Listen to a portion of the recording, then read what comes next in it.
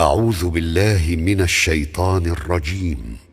بسم الله الرحمن الرحيم. يا أيها الذين آمنوا إذا لقيتم فئة فاثبتوا واذكروا الله كثيرا لعلكم تفلحون.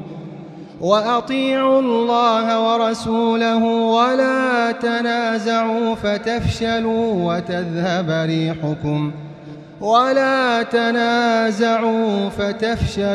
وتذهب ريحكم واصبروا إن الله مع الصابرين. ولا تكونوا كالذين خرجوا من ديارهم بطرا ورئاء الناس ويصدون عن سبيل الله والله بما يعملون محيط. وإذ زين لهم الشيطان أعمالهم وقال لا غالب لكم اليوم من الناس وإني جار لكم فلما تراءت الفئتان نكص على عقبيه وقال إني بريء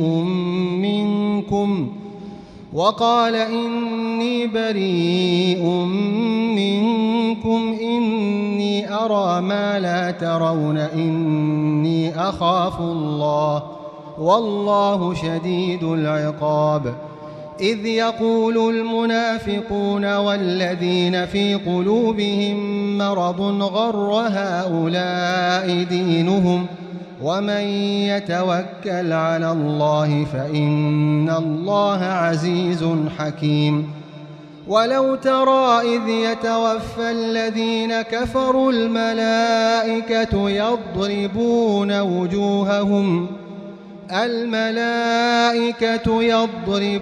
وجوههم وأدبارهم وذوقوا عذاب الحريق ذلك بما قدمت أيديكم وأن الله ليس بظلام للعبيد. كدأب آل فرعون والذين من قبلهم كفروا بآيات الله فأخذهم الله بذنوبهم إن الله قوي شديد العقاب. ذلك بأن الله لم يك مغيرا نعمة أنعمها على قوم حتى يغيروا ما بأنفسهم وأن الله سميع عليم.